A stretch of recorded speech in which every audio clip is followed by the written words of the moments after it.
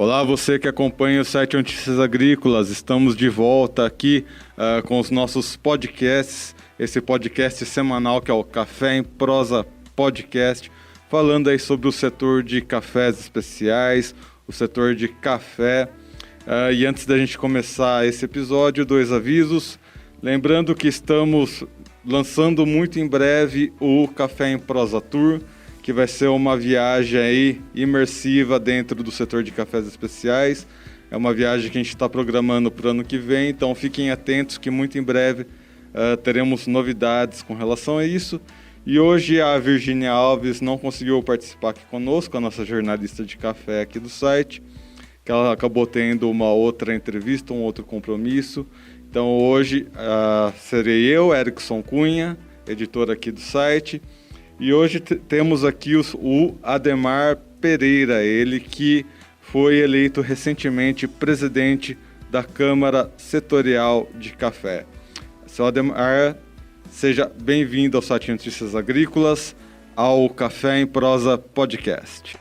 Muito bom dia a todos, que acompanham o programa. Uma satisfação, agradeço aí pela oportunidade da gente estar aqui nesse bate-papo.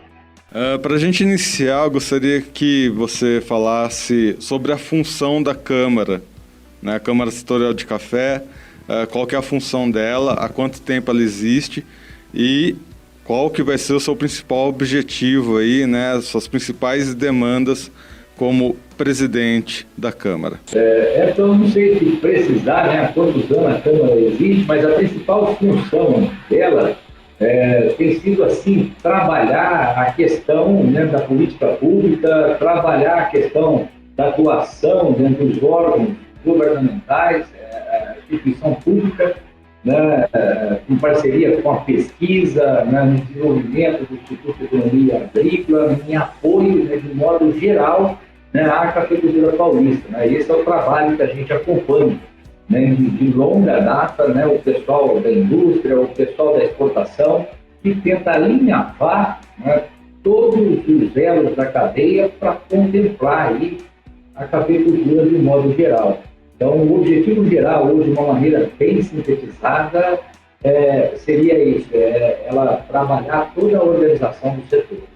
E quais que são os seus, qual que vai ser seu principal desafio, seus principais objetivos como presidente da Câmara? A gente está num momento bem complicado aí, devido à pandemia, quarentena, mas quais que foram as demandas que você vai precisar tomar conta aí na Câmara?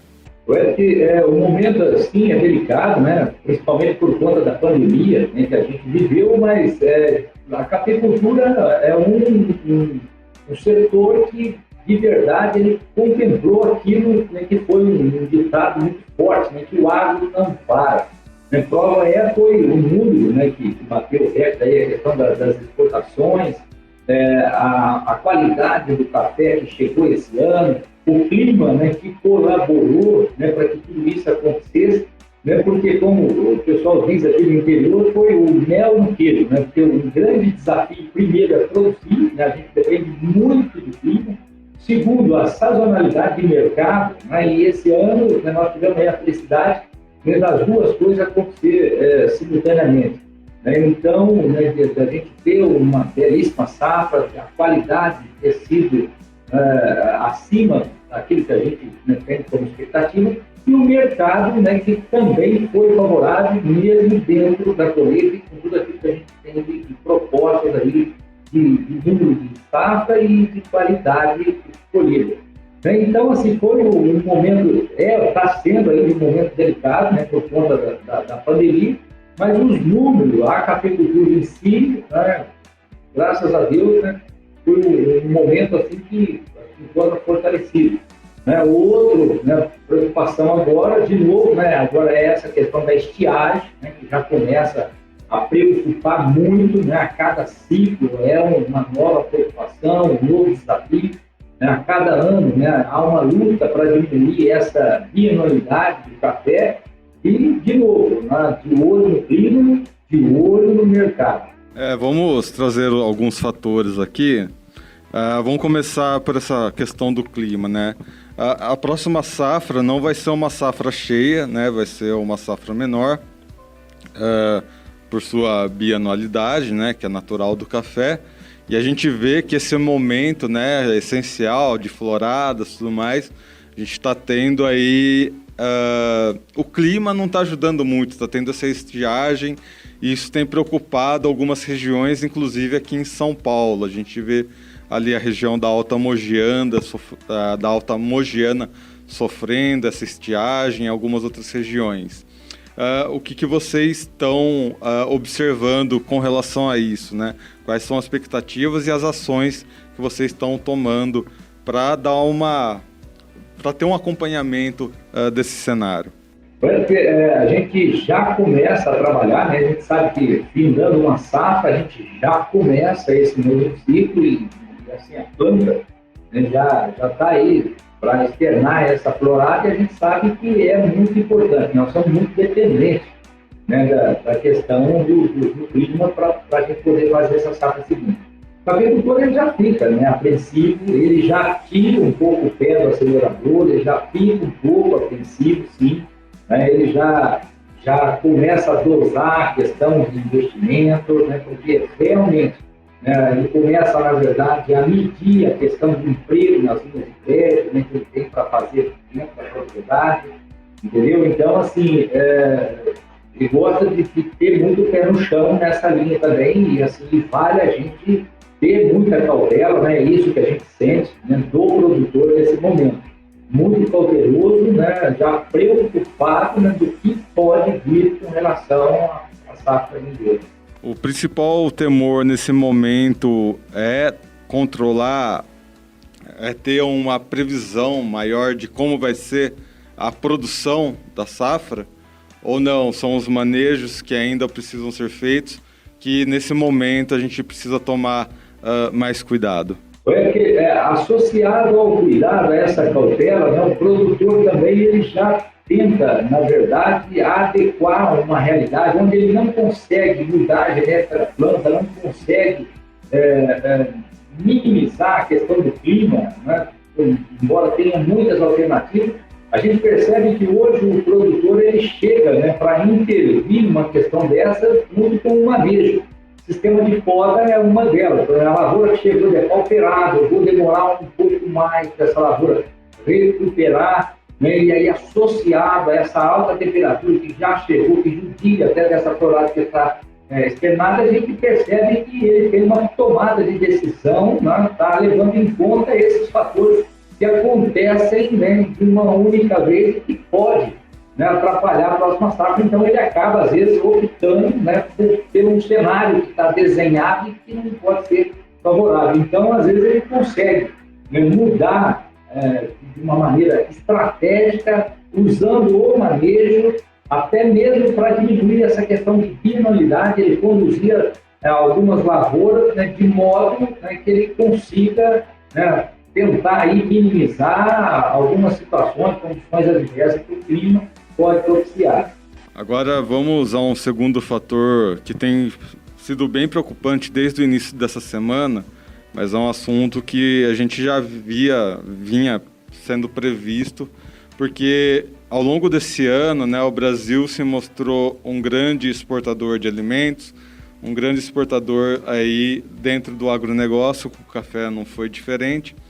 Só que dentro de algumas commodities a gente vê uma larga nos preços, né? Uma grande alta nos preços, inclusive para o consumidor final, ou outros produtos do agronegócio, né, que não estão dentro das commodities, como arroz, feijão, também tendo aí seus reajustes de preço. Quão preocupante é, né, a gente já prever com relação ao clima, com relação à próxima safra de café e tudo mais. Apesar de serem preocupações que a gente já teve em anos anteriores, só que o cenário agora tem essas diferenças, né? Quão preocupante pode ser os fatores atuais para os preços do café, né? E para os insumos que são utilizados dentro do setor também, já que o dólar também está tendo uma flutuação aí.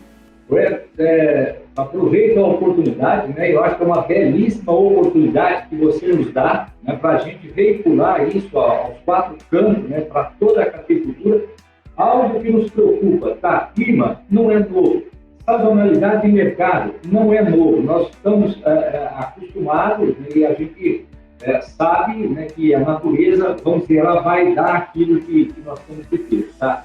Agora, algo que nos preocupa, né, de verdade, são as condições que a gente teve para produzir. Reforma tributária, algo que nos assusta, amedronta e, da maneira proposta, inviabiliza muito a cafeicultura. Não só dentro do Estado de São Paulo, mas em todo o cenário nacional. Isso é um fato. Tá? Condições que a gente tem, né, de política dentro do Estado, o ICM, né, que é o ICMS aqui, né, do ensino do insumo. Há rumores, né, o pessoal está muito preocupado que alguém vai ter que pagar a conta e nós estamos assim, esperançosos que essa não seja uma medida, né, para o governo, né, retirar essa condição que a gente tem hoje. Tá? Isso é outro fator que nos assusta. Tá? Então, assim, é uma boa oportunidade para que a gente aí consiga, né, uma boa mobilização, né, de todas as bases para a gente dizer aos nossos governantes que o prato que, na maioria das vezes que está sendo feito, nós não podemos comer. Tá? Então, esse, de uma maneira muito resumida, eu acho que é o nosso principal desafio hoje. Tá? Essa preocupação com relação, né, à questão tributária e tudo mais, eu gostaria que você abordasse mais isso, porque a gente vê, né, que vai haver retirada de algumas taxas de importação e tudo mais, mas a gente sabe, né, se em um determinado momento você retira uma taxa tributária ali, em algum outro momento essa taxa vai vir de alguma outra forma, né, o governo, o Estado funciona assim, né, a retirada de uma taxa num momento, em algum outro momento ela pode acabar retornando. O quanto isso pode acabar retornando para o produtor rural, no caso o cafeicultor. Vocês têm alguma visão com relação a isso? Primeiro, parabenizo até, né, essa oportunidade, né, que vocês, né, nos dão e da maneira que faz a informação chegar. O produtor hoje ele se sente orientado e é isso que, na maioria das vezes, ele, né, consegue enxergar, né, o caminho a seguir e, de repente, também identificar as principais ameaças daquilo que está por vir. Tá? Então, assim, os meios de comunicação têm tido assim, um papel importantíssimo e imprescindível, né, para o nosso setor rural. Tá? E essa é uma das situações. A gente sabe, né, tem conhecimento, né, das 3 medidas, né, que estão sendo apresentadas, né, a PEC, né, 45, PEC 110 e a própria proposta do governo. As 3 propostas, da maneira que estão constituídas, ela, na verdade, ela onera demais o setor produtivo, tá? Não nos torna competitivos, né? Até com relação à exportação, isso é bom dizer, que a competitividade do Brasil frente a outros países, tá? Isso é algo assim, extremamente preocupante. Outro fator é essa questão, né, dessa carga tributária, né, onerando ali, elevando o nosso custo de produção, de modo que quando a gente coloca na ponta da caneta, né, eu sei que tem alguns órgãos, né, que a própria CNA tem apresentado isso de uma maneira brilhante, tá? Todos esses estudos feitos já, de forma a inviabilizar, e a cafeicultura é uma das principais afetadas. Então isso nos preocupa muito. Aí o outro fator que é interessante a gente trazer aqui é o fator consumo, né? Que ao longo dessa quarentena a gente viu que, principalmente o setor de cafés especiais, foi bastante impactado, né? A gente teve 2 grandes cafeterias, cafeterias emblemáticas em São Paulo, né? São Paulo capital, que fecharam as portas, e isso acabou trazendo uma grande comoção e tudo mais. Mas como é que vocês interpretam isso? Isso foi um movimento de mercado que tende a se recuperar, ou o consumo tende realmente a mudar, né? Vamos ser mais digitais, por exemplo, né? A gente vê que as cafeterias buscaram se digitalizar e vender aquilo que não se podia fisicamente através de comércio digital, por exemplo. Como é que os associados aí da Câmara estão vendo isso? Não, é uma boa pergunta e assim, uma oportunidade até para eu dizer também, para a gente já colocar, né, na mídia, para a gente, né, dizer o que a gente tem de pretensão, o que a gente deseja para que essa retomada, né, de fato aconteça, né, de maneira efetiva.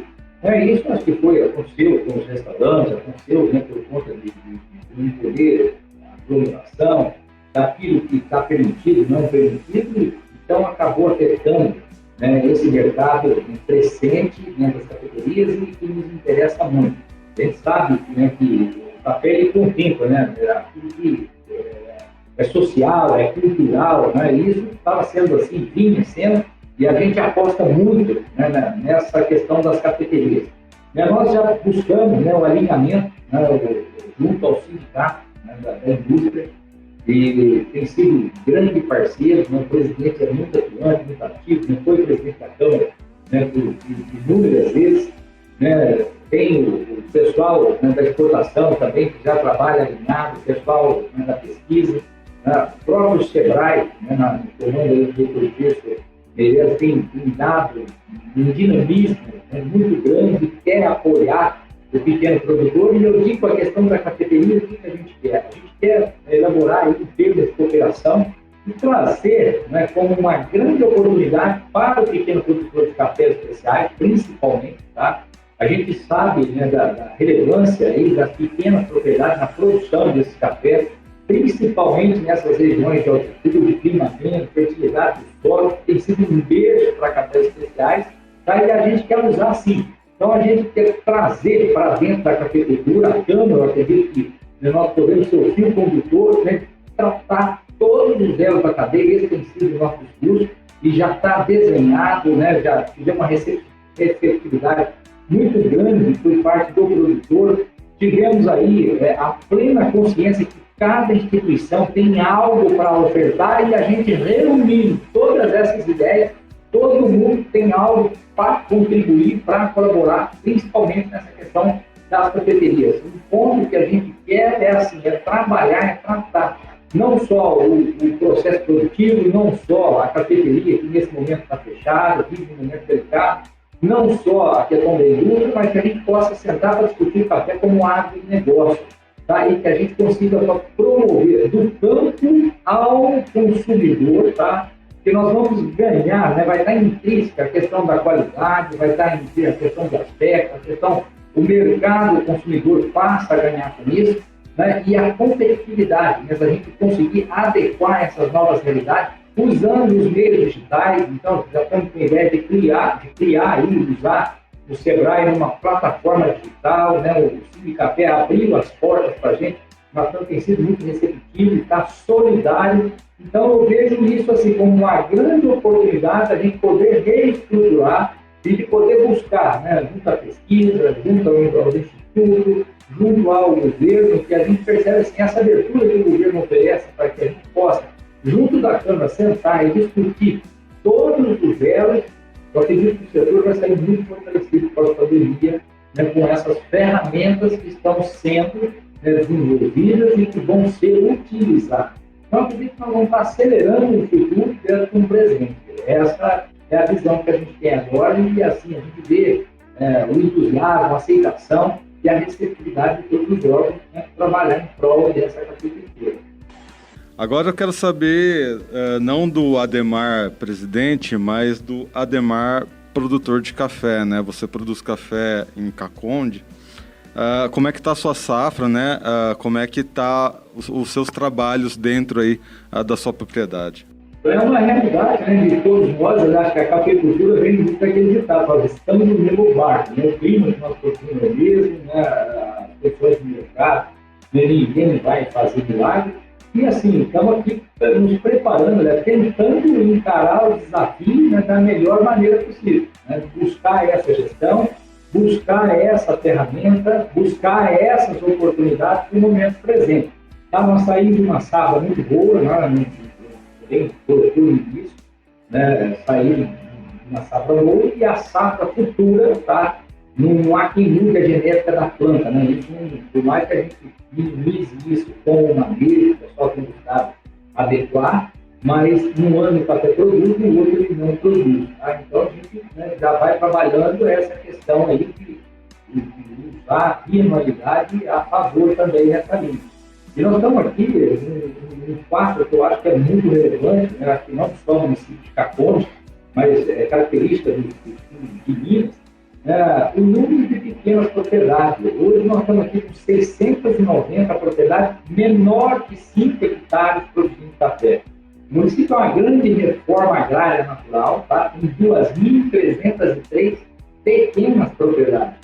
Aí o pessoal reside no campo, né, por conta da cafeicultura. Então tem um social muito forte, né? A gente tem um trabalho, né, de organização, é isso que a gente está buscando, uma organização comunitária entre os produtores para que facilite e viabilize, né, a gente disponibilizar e a gente demonstrar, né, para todo o nosso Brasil, para todo o nosso consumidor, né, da alta qualidade, do potencial dos cafés especiais que existe, né, na montanha e que a gente quer trabalhar. Então a gente está trabalhando forte nessa linha para chegar no mercado, né, para apresentar, para dizer a todos, né, que têm interesse onde buscar o melhor produto. Então a gente acha um caminho de volta, né, da industrialização, mas de buscar aí as origens, de buscar o sustentável de fato, de buscar aquilo que é o de natureza, né, o melhor produto. Então é isso que a gente quer trabalhar, né, aí junto, alinhar, né, com o mercado.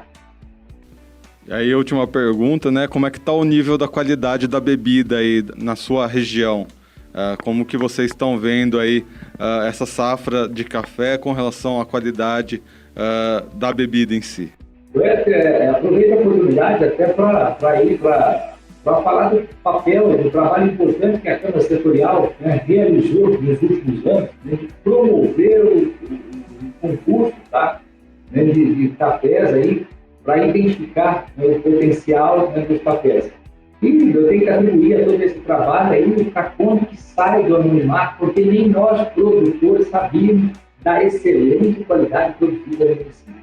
Tá? Então, tem esse ano, né, foi um ano assim, atípico até, né, de tanta qualidade, porque o clima, né, choveu no momento certo, as temperaturas, né, foram ideais desde lá de setembro, como nesse ano a gente já inicia a próxima safra. Então, lá no início, né, o clima foi muito favorável, como a gente já disse, né, florar, enchimento de grão, né, maturação, e principalmente agora na colheita, né, que não choveu.